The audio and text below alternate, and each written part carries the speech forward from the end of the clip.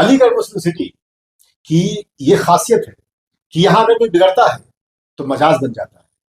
کوئی رسیکیٹ بھی کیا جاتا ہے تو علی سردار جعفری بن جاتا ہے۔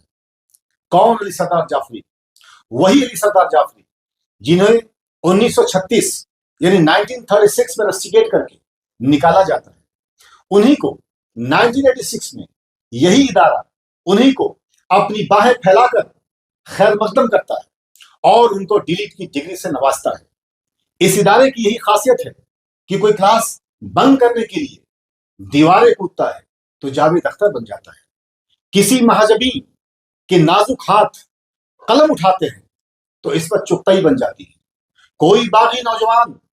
کاغذ پر انقلاب لکھتا ہے تو سعادت حسن سے سعادت حسن منٹو ہو جاتا ہے۔ پورے برِ صغیر پاک و ہند میں یہ اعزاز صرف علی گڑھ کو ہی حاصل ہے کہ 1884 میں پہلا اسٹوڈنٹ یونین کا پلیٹ فارم سر سید کی ویژنری سوچ کی وجہ سے سٹیزنز یونین ڈیبیٹنگ کلب کی حیثیت سے وجود میں آتا ہے، اور جب آزادی کے بعد 1952 میں A M U student union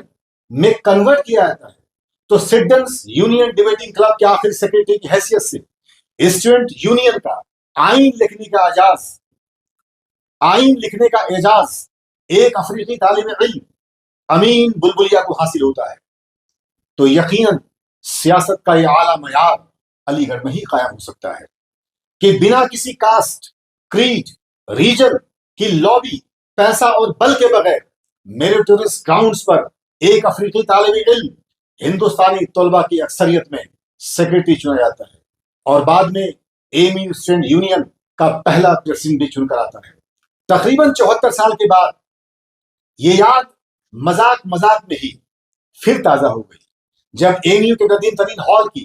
ایک تقریب میں ایک افریقی طالب علم ایوبا نے یونین الیکشن کی فائنل اسپیچ کے طرز پر سیکرٹری کینڈیڈیٹ کی حیثیت سے ایک مزاحیہ اسپیچ دیتے ہوئے طلباء سے بہت حسین و جمیل وعدے